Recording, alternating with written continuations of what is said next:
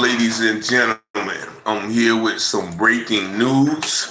And real quick, let me share this live feed. A lot of people have been calling me and asking me about the sentence of former Wayne County Sheriff Department Sheriff Mike Cox. Let me share this here. And I think it was last year. All right, so now we back. Make sure y'all, check and tell me where you from when you get on the live. But Michael Cox was a Wayne County Sheriff deputy here in Goldsboro, North Carolina, who was indicted, I think it was the year before last, on 15 counts of everything from conspiracy, drug trafficking, and mail and wire fraud. And so earlier this year, he took a plea in a federal court, and he pleaded guilty to about 4 counts, right?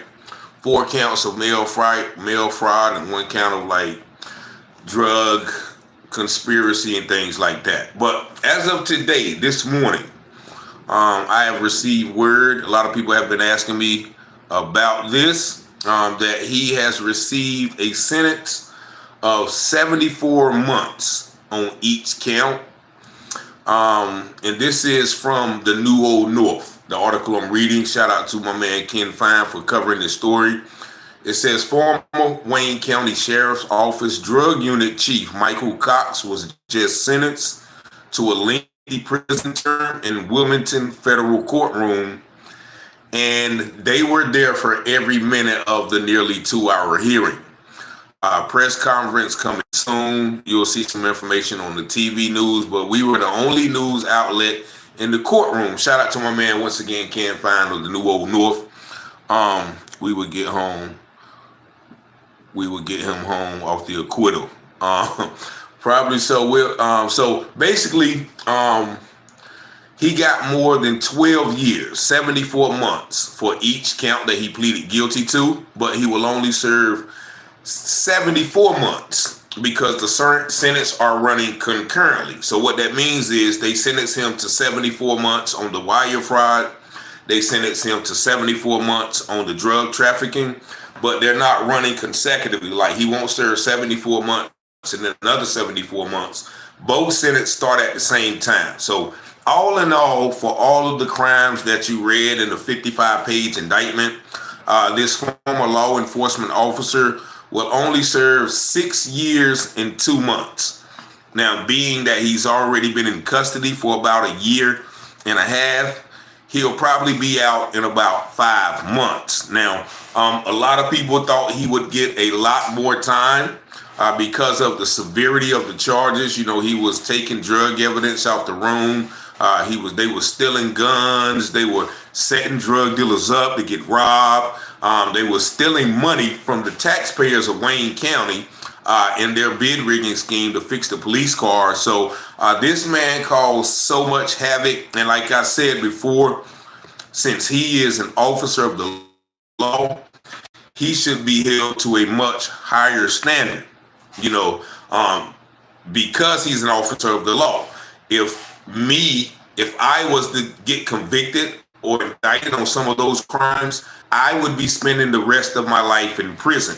And so why is he getting a lenient sentence?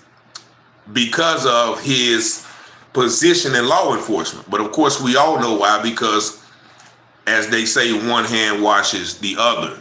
What's up from Texas? Stuck in traffic. Kind of what? He needs something longer than that. Yep. King, you think Diddy gonna be held accountable? Well, yeah, I don't really talk about Diddy because Diddy don't know me and Diddy don't care about me. I'm talking about the people who've affected the community. This gentleman right here. It was said. Now it was said. I can't confirm that. The judge basically said that because of his intention to cooperate, that he wanted to cooperate, but the judge said that he didn't need the information that Mike Cox was willing to give, allegedly. So What that leads to believe, if y'all know the situation, there was another officer who to believe that he was going to testify against his partner in crime, but they didn't necessarily need the information that he was going to give them.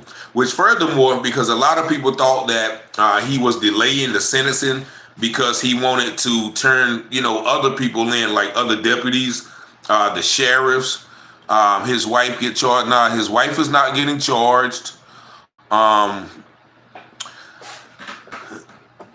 Okay, yeah. I might discuss Diddy one day. Yeah, I might discuss Diddy one day. Yeah, that's a touchy subject. So yeah, I might go ahead and discuss Diddy one day. But this happened in Goldsboro, North Carolina, which is my hometown. This case it didn't really take the people who knew how corrupt some of these officers are by storm, but it did take a lot of the I would say non-aware public by storm to think that a sheriff deputy, would be engaged in this type of behavior. Now, also, many people don't know, and I don't know why this is not being discussed in this case. Mike Cox killed a man, William Shane Jones, in 1999. Look that up, William Shane Jones. I did a story on that. He killed a guy in cold blood. I talked to the man who was in the car with Mr. Jones. That man said that Mr. Jones was running and Mike Cox shot him in the back, stood over him in a ditch and shot him right there.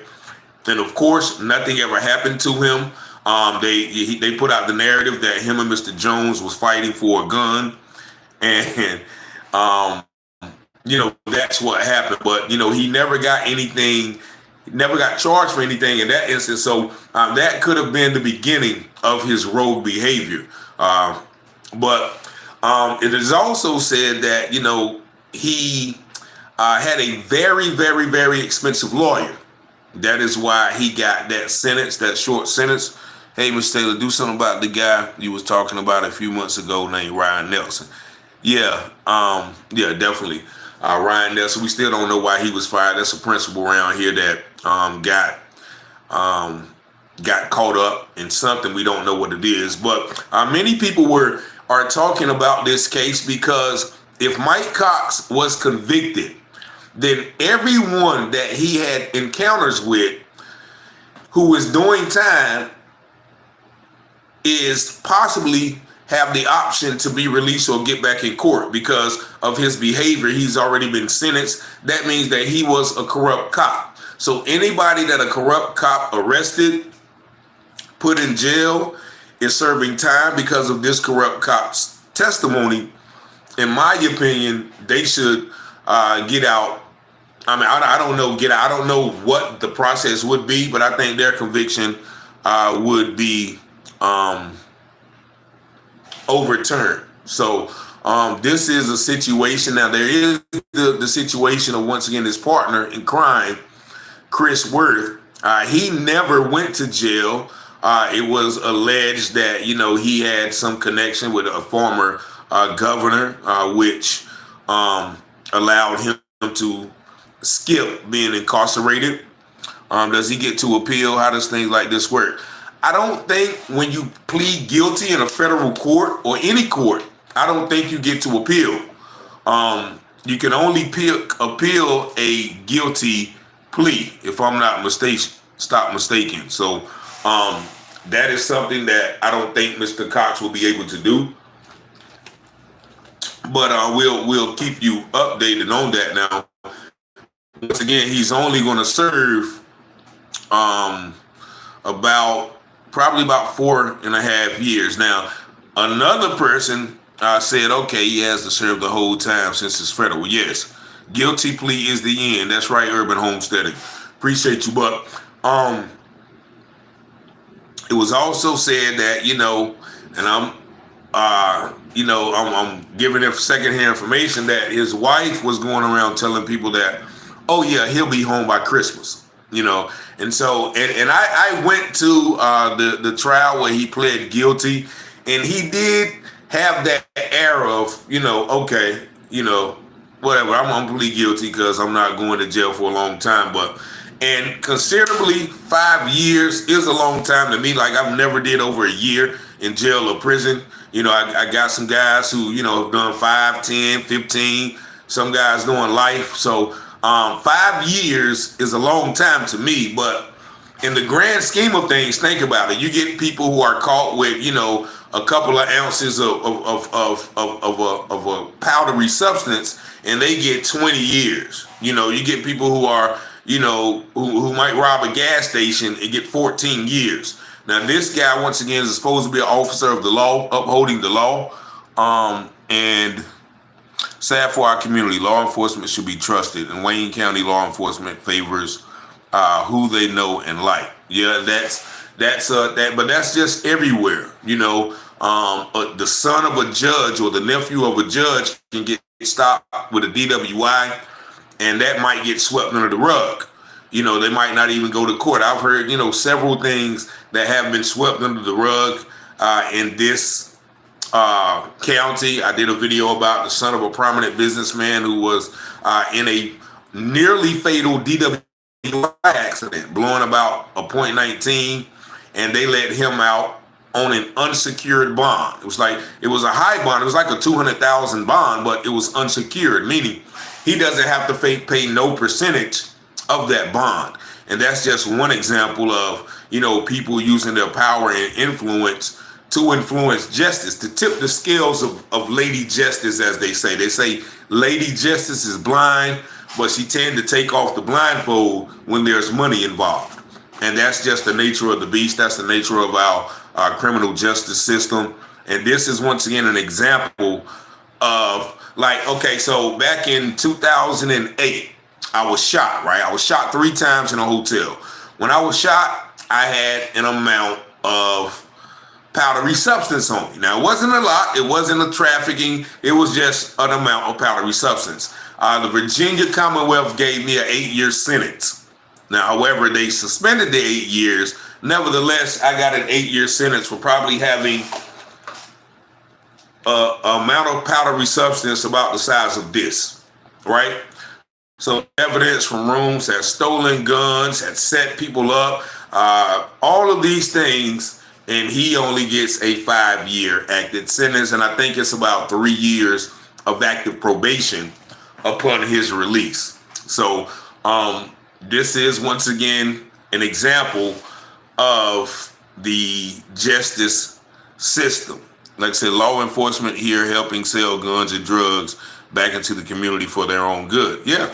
And that's once again, that doesn't go on just here. As you know, I've been following the J'von McGee case in Henderson, North Carolina, and there's a couple of sheriffs who are on the Brady list. Now, the Brady list is White Pill police protecting drug houses. Okay. Pikeville is a suburb of Goldsboro, North Carolina. But the Brady list is a list that's put out, and you can go on the NC Brady list, and you can look up your particular county or any wherever you're from, whether it's, New Orleans, Louisiana, New York, Texas. You can pull up the Brady list and type in your particular county, and it will pull up all the officers who have had convictions or infractions against them, which puts their law enforcement abilities in question. And so if you guys do have concerns about officers in your community, log on and check out the Brady list. Thank you. I did not know about that. Yeah, it's Brady list. All smiles, family. Yeah. So yeah, a lot of people are probably happy because of his conviction. But think about how many people that he have put in jail, or him bending the law to convict people, or even putting or targeting people, or putting drugs on people, or things of that nature. We always have to think about that in the grand scheme of things. I just wanted to come up because I received so many messages about, did you hear about him getting sentences? I heard he was going to court, and once again, I would have been there, but just as my man from the Old North said, he just found out about this morning.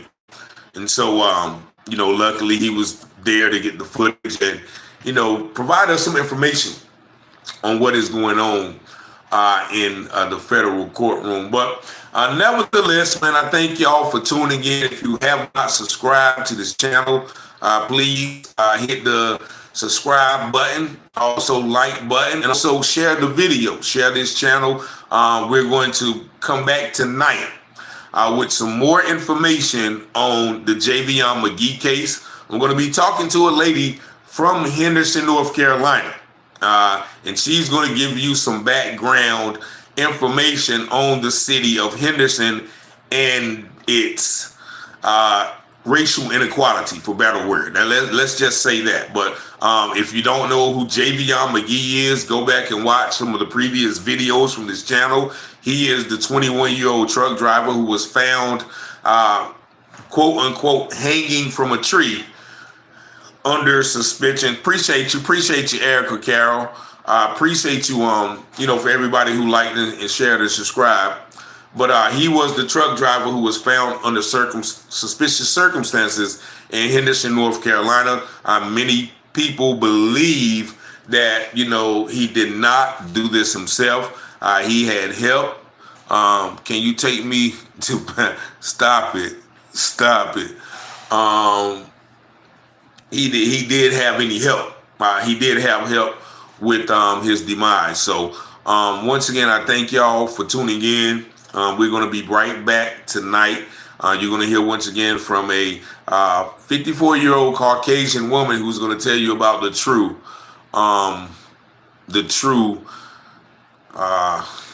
nature of the Henderson, North Carolina. But y'all be blessed. Remember Ephesians 5 and 11. Take no part in the works of darkness, rather expose them.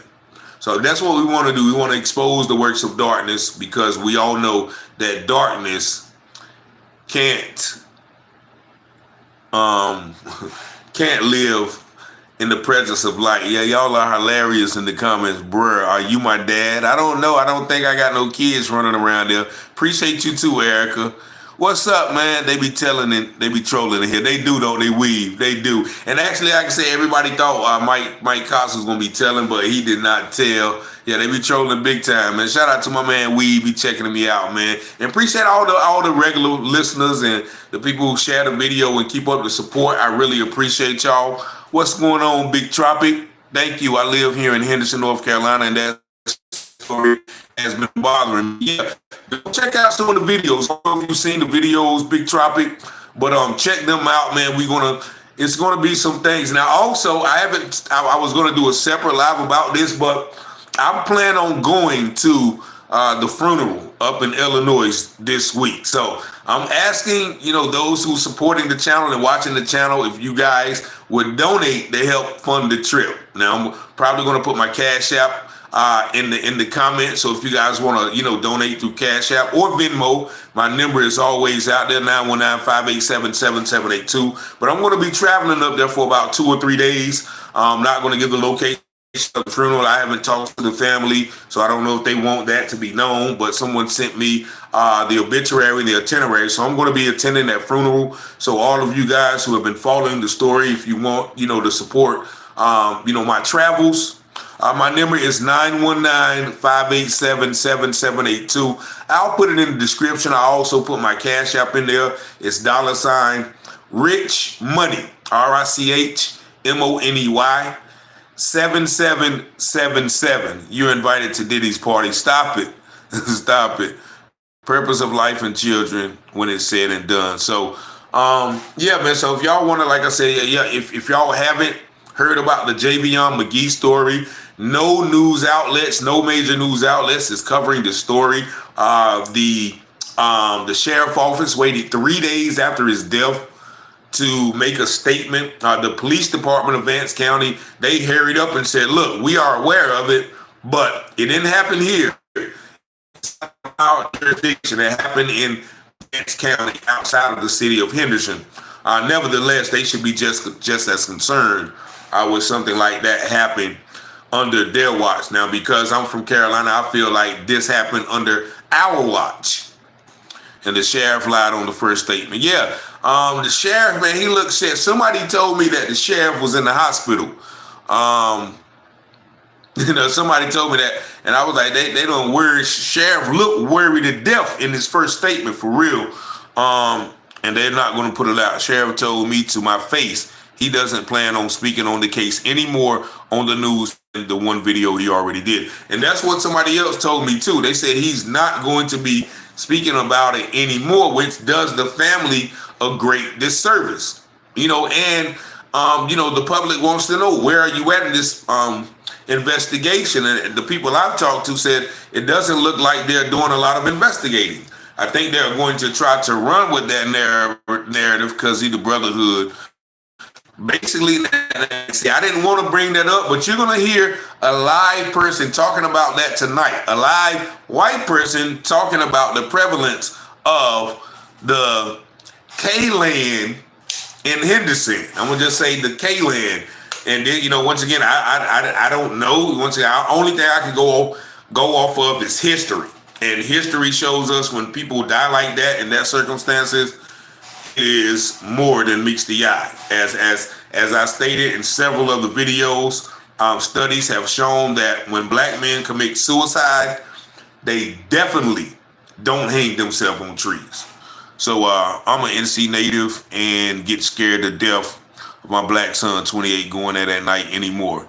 Yeah, the triple K. Okay, appreciate that, K. That's what we gonna call it from now on, the triple K. Because we ain't, the triple K. Or we can say the triple special K. But yeah, a lot of people are telling me about this town, Lewisburg, what they say, Lewisburg, Henderson, they mentioned a Creedmoor, they mentioned a lot of those little towns in that area that it is well known that, you have to watch. Man, I'm going to 3 people called me and told me about these. I'm going to play all videos separate. But, that is a situation. Also, back in Angier County, if anybody know where Angier is, a young man, mother reached out to me. He was found hanged, and they said he did it himself with some jeans. And the knot that was in those jeans, and I'm going to go and probably interview her live. The knot that was in those jeans, there's no way, I don't even know how that was tied. But I'll be tuned. Appreciate it. About maybe 9 or 10. I'm gonna upload it so it'll be there for you to view. Now, one thing about it, I've never messed with a chick in Lewisburg or Angier. See, that's what I'm saying.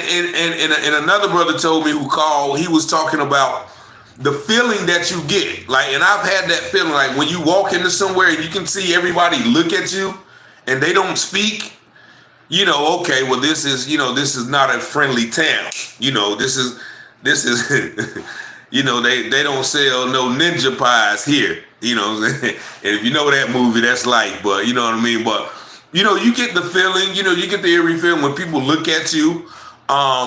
And real quick story, then I'm gonna let you go for real. Now, I was out in the western part of the state, and I got a lady from Tennessee who says her mother was in the Klan, and she's gonna be on here too. But the western part of the state, I was in Jeff, my friend, lost his son, and what helped him recover from his loss was he had 12 children. I guess that would help. He said, I get that feeling in Benson too. Yeah, so, but I was in Pisgah Forest. I don't know if anybody knows what Pisgah Forest, North Carolina is. That's in Hendersonville. That's about 45 minutes. Bowie's Creek, okay. And y'all think them towns that y'all a little bit suspect because we'll do some research on all of those towns. But I was in Hendersonville, North Carolina, right? And I wanted to go up this mountain. Anybody knows that area? A lot of mountains, right? It was me and my friend. We driving around the mountain. Those mountains are so crickety and rickety, and you can see down, and you're about to fall over. So we're driving up that mountain, right? We're driving up the mountain, and it's called the Devil's Courthouse. That's the name of the mountain, the Devil's Courthouse, right? So we drive up the mountain, and so we get to this flat land. So the land is flat, and he driving, and we come up on this gas station. Now, at this gas station, there was a motorcycle gang. It was a motorcycle gang, right? And when we passed that motorcycle gang, all of their heads turned. And when they turned and looked, literally, their eyes did like this. Like, what are you doing up here, right? And though I remained calm, I was like, oh, shoot. You know what I'm saying? We way up this mountain that we got to drive real slow to get around the curbs and the trees and the branches. You know what I mean? Like, you can barely see around you. So I'm like, oh, shoot. We done came too far, right? So I go down a little bit further, and I say, okay, let me turn my little colored self around. You know, so I turn around, and yeah, definitely not no me. And I'm gonna get to that in a minute. So I turn around, and so when we pass them back, all of them are on it, because mind you, they were standing out talking. So by the time we came around, all of them were on their bicycles. Now mind you, it's like 20 of them, right? And I'm like, oh Lord, oh Lord, oh Lord. But I saw this creek, right? On the way, coming up, I said, I want to go take some pictures by that creek. So against better judgment, when I came back across the creek, I parked, I went down, and I went and stood but it was about 3 or 4 of my white people down there, right? So I went and I took the pictures, you know, me and the shorty, we took the pictures, whatever. On our way up, we hear. So when we coming up, they riding by. Right? They riding by slow. Now, mind you, we not at the car. They can see the car. So I'm like, oh, Lord. Okay, man, let's just get to this car and get off this mountain, right? So we get in the car, right? We start heading down the mountain. So we get to another turn, and at this turn, we see about 6 or 7 of them on the side of the road. You know what I mean? Just looking. And I'm like, please don't get out in front of this car. I'm not gonna hit you. I'm gonna have to, you know, stop and just. I'm not gonna run you over. So fortunately, you know what I mean. They stayed and they just looked, right. So I'm like, whew. So then we kept, you know, coming around the mountain. Right. We get to another curve. It's about 6 more of them right there in the road. They had them split up, right. So he's a Trump 24. So boom, we made it past them. We get to another turn, like almost at the end. And the other group, like they had split up to like groups of 6, and they were just sitting there. And so we got off that mountain, and I said, man, I'm never going up that mountain again, right? You know, we went on and enjoyed our time. We stayed in downtown Henderson. We stayed, you know, with the country music, went to Asheville and all that stuff. I'm not going up no other mountain again. But mind you, probably like 6 months later, I spoke to a white gentleman, and I told him about that. He was in one of my substance abuse class, right? So we was talking, and I was telling him about the program. I went to a recovery program up there. That's why I go visit every year, to kind of, you know, realize why I went and make sure I don't go back the other way, right? And so I was telling him about that, and he was like, man, you know what? You lucky you made it off that mountain. Like that's what they were doing. Like somebody said it in the chat. They said, hey y'all, I watched your vlog and see video. You covered a lot. Appreciate it, man. Make sure you all like and subscribe. But he was like, yeah, that's what they was doing, man. They was looking for you. You don't go up that mountain, like if you don't live there. But me being an adventurous, wanting to say, yeah, I drove up the devil's courthouse. I almost literally met the devil. Well, I did meet him, but fortunately, you know, I was covered by the angels of God. That, you know, maybe they say, okay, man, we can't touch this man right here. You know, yea, though I walk through the valley of the shadow of death, I will fear no evil. And but somebody mentioned, sounds like you were in Weaverville. I was in Pisgah Forest. If anybody knows that town, Pisgah Forest, North Carolina. But somebody said in the comment, it's not a lot of black people out there, right? I was at a recovery house, right? And every weekend we would go to the different counties. We would go to Burke, we would go to Kings Mountain, Black Mountain, all of those little Western North Carolina towns, right? And we would stand out in front of the Walmart from 8 a.m. to 9 p.m. raising money for the program. I would be in certain towns all day and wouldn't see not one black person. All day. Like I was, and mind you, the recovery program was probably, I would say 95% white too. So basically I was the only black person out there. And it was then I understood that some people, they're not racist. They just don't know black people. Like, they don't, only perception that they see of black people is on TV and on the news, right? I literally was in towns for 13 hours and didn't see not one black person. In those other towns that I would be in, I would see a black person and they would see me, and it was like we was cut. Like they would always walk way across the parking lot because they knew that, okay, well shoot, what you doing out here? I'm like, what you doing out here? And one brother had dreads all the way down to his feet. Like we went to that town like two times, and I saw him every time. The last type of, I was a bit afraid for you. Sounds like, yeah, oh, you're way out there. But the lady that you're going to hear probably later, she talks about the racism out there in Western North Carolina and Eastern Tennessee, right? You know what I'm saying? And this is like, it's funny because literally like some of these towns, there are no black people. So when you go there, you might still have some people who have that mentality like, what are you doing here? There's none of y'all around here. You know what I mean? You must be here to cause trouble. Or you have that perception from the media where, everything you see on TV about black people is bad. They're robbers, they're stealers, they're on drugs, they're junkie. So then that puts them on the defense as well because they have that perception. And I'll never forget, and I'm gonna let y'all go for real because I got something to do. But this is a good conversation about, it's just the history of racism. But I had what's up, bro? I be filming government officials here in NC Live in Kinston. We should look. Okay, man, but listen, 919-587-7782. Shout out, man. Hit me up after the live, and we definitely we can link, man. Because it's all about truth, man. Once we understand each other and have these difficult conversations, then everybody can go out, the Wilbur's, McCall's, or whatever barbecue place, because everybody like barbecue, right?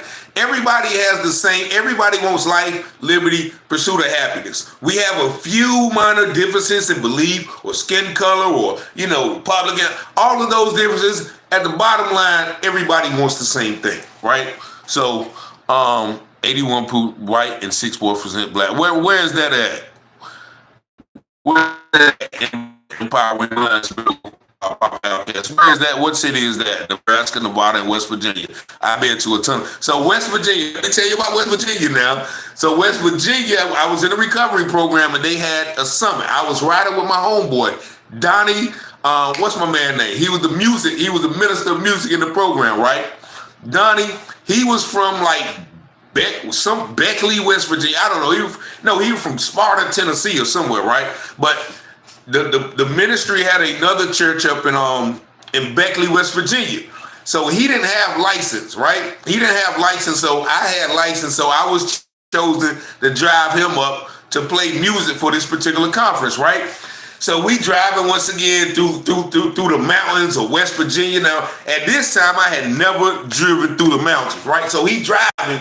And I'm sitting on the side just holding on to the door. I'm holding because he driving through the mountains. Like it's curves, he texting. And I'm like, bro, you know what I'm saying? Because I'm like look, I'm scared because you can actually see down. You know what I'm saying? You can see how far you up in the air. So I'm like, man, come on, man. Like, yo, you know what I'm saying?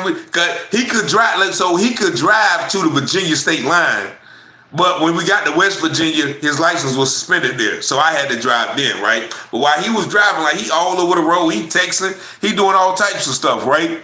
So when we get there, I'm talking about, man, it's a whole bunch of people It's literally probably about 3,000 or 4,000 people, man. I see about 4 or 5 black people, right? Which is, everybody praising God, everybody worshiping, everybody dealing with substance abuse. And so it didn't matter to me because I was trying to, once again, recover from years of substance abuse. So it didn't matter what color people were. We all worship the same God. We all prayed. We was always dealing with the same struggle. And that's when I realized, okay, some of this stuff don't know no racial bounds. Like addiction, it doesn't know any racial bounds. Like some of my white brothers in that program have way worse life than some of the worst people I know in the hood. You know what I mean? But long story short, we get there, we have a good time. I love it. I'm meeting people. I'm getting free. I answered a couple of questions. I got the Bibles. Appreciate that. Yeah, a place called West Virginia. Woo Beckley, I've been there too, man. Yeah, well, I don't have many outside experience. I was in a controlled environment, so I don't know. I don't have any stories like that. But my man Donnie, man, we coming back one day, right? We coming back. He tell me this joke, right? He told me, man, I was riding with my friend back home, and he a black dude, man, right? So I'm like, and these are the jokes, right? You know what I'm saying? So I ain't trip off the joke. He said, yeah, man, I'm riding with my homeboy, man. And man, we rode by this cotton field, right? We rode by this cotton field, right? And so now this is his friend though. I guess he definitely wouldn't have did that to me right at this time, I don't think. This is his friend. So he said, man, I saw a cotton field, right? And said he pulled over beside the cotton field and looked at his friend and was like, come on, bro, just one time for me. Just one time. Just do it one time for me. Insinuating, look, he wanted his homeboy to get out the car and pick some cotton. You know what I'm saying? Now that might be a tasteless joke, you know what I'm saying? But I guess him and his friend was on that level. I found it kind of funny, you know what I'm saying? If we were on that level, because I would have said something, on the other spectrum of it. But, that just goes to show that, people can be from different places. Like, once again, he didn't Roanoke, Virginia's. Yeah. Riding through Roanoke, Martinsville, Danville, all them little towns.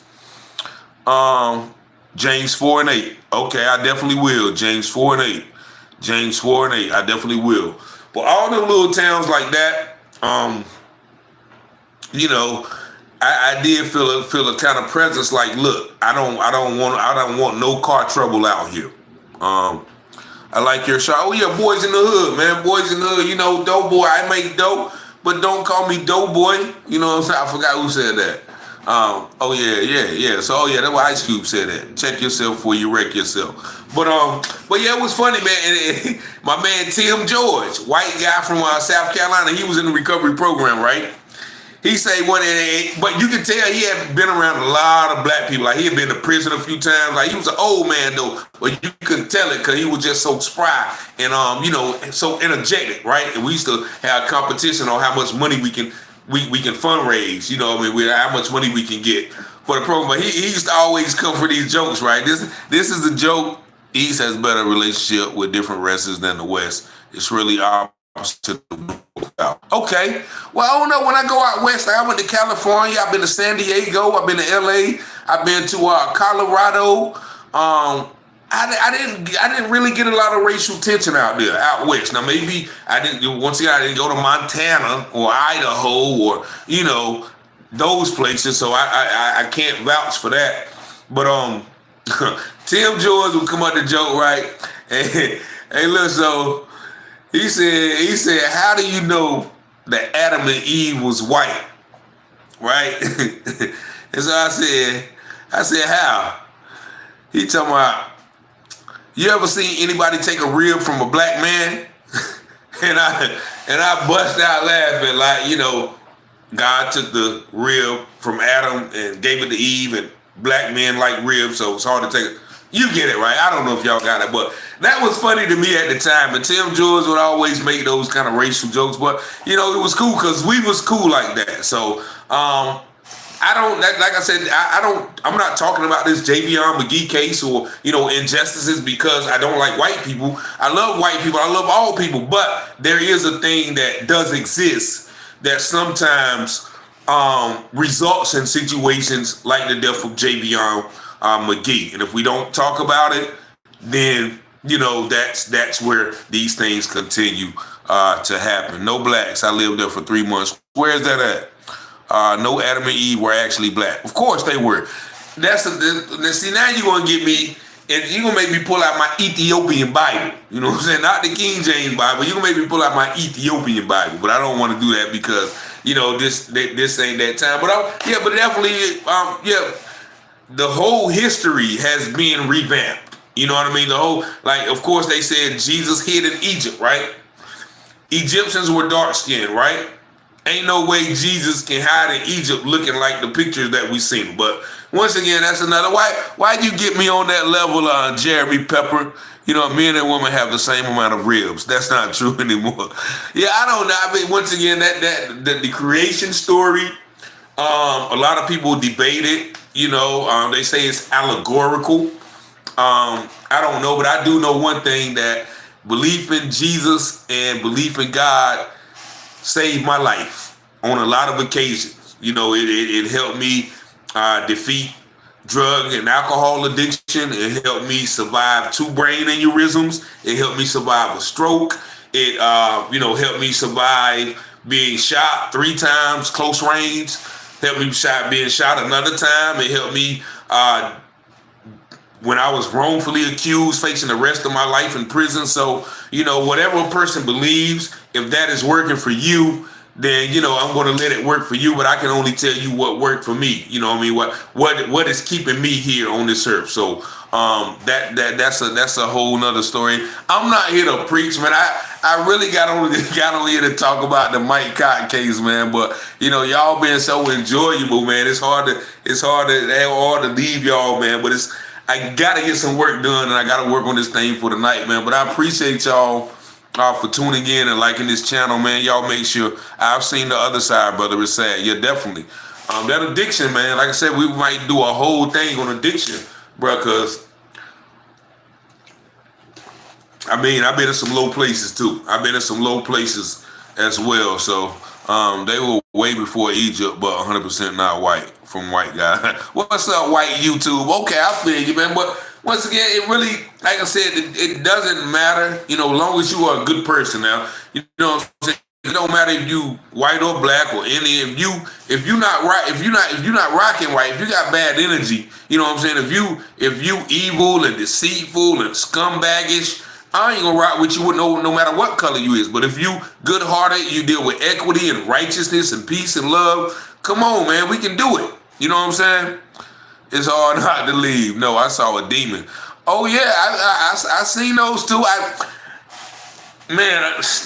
didn't want to get into this, man. But you said I literally been possessed, and I see it now because if anybody knows, the Greek word for witchcraft is pharmakeia. Pharmakeia, where we get the word pharmacy from. Drugs are a form of witchcraft. Anything that alters your mental state is a form of witchcraft. And I would be stuck sniffing this powdery substance, and I would say, okay, I'm not doing no more. I would go put it down, and within a minute, I'm running. But I'm literally, in hindsight, I realized that I was possessed. I was possessed. I would wake up to it. I would go to sleep to it. So, I just had to type white YouTube because YouTube was taken, but yes, I'm white. You funny. What is black? Oh, yes, and see, now you getting deep, man. We know there's no such thing as black, but if I say, Egyptian, or if I say Israelite, or if I say melanin, or, people, it might go over their head. There's no nationality called black or white. Right? You have European, you have Irish, you have, the different ethnic groups and nationality, but black and white is not a race anyway. So, man, I'm telling y'all, I'm trying to keep this a light-hearted channel where, you know what I'm saying? But yeah, you have no choice. We are here to talk with you as long as you want to. African descent. Yeah, I like that. You know what I'm saying? Africans in America. I don't really like the African American thing because, you know what I'm saying, either you are African or American, you know what I'm saying, or you're just American, you know what I mean? So those are things that, kind of perturb me sometimes, man. But for real though, man, y'all have been great. Y'all check the show out tonight, man. I'm gonna have, once again, the lady online. She's gonna be talking about her history with Hendersonville, North Carolina. And for real, if y'all do want to support my trip, no, me neither. I don't like Native American. Yeah, like all of those things, like even indigenous, like how you gonna categorize me? Like even they had different, tribes, like the Cherokee, and I don't know if those names were original or those names were given to them by the conquerors. You know what I mean? By the people who, Brother Rick, we are all created in the image of God and His likeness, and God says, be fruitful and multiply, right? God says, let there be light. And that's what we're here. What's up, Charles? Charles, Columbia, South Carolina. What's happening, man? Adam and Eve were both white. There wouldn't be other races, I think. Maybe I'm wrong. Yeah, they say, a black person, two black people can make a white baby. I don't know. So I never seen it. I don't know. But yeah, we, all the genealogy and the xenophobia. I'm not with all that. Swear one love, one God. Unfortunately, whites took over. Goose Creek. What's that? Goose Creek, South Carolina. I'm not white. Off color peach, maybe. Please, Jesus, definitely wasn't white. Colors, we all colors, definitely. South Carolina. Okay, Adam and Eve were metaphors to a greater meaning. Now that's what a lot of people study the esoteric nature of the Bible. So I don't know if y'all ever heard of William Maxwell, right? Jordan Maxwell. Jordan Maxwell used to teach a lot on that. I used to watch a lot of his teaching. William Cooper as well. So there's a lot of information out there that clarifies some things that we don't understand.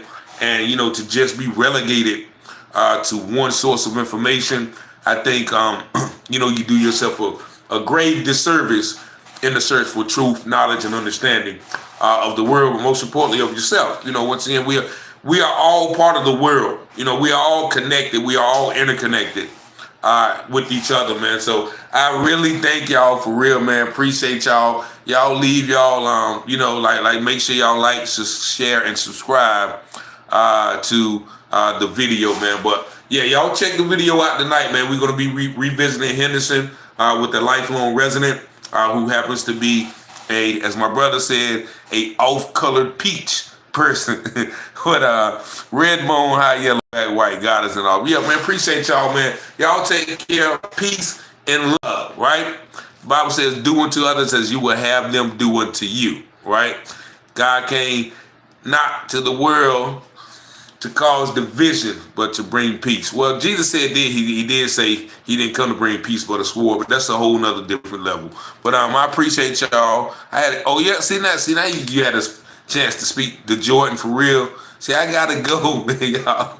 But yeah, appreciate you. Appreciate Jesus is imaginary. Well, all right, okay, we gotta go. Thank you for JVon.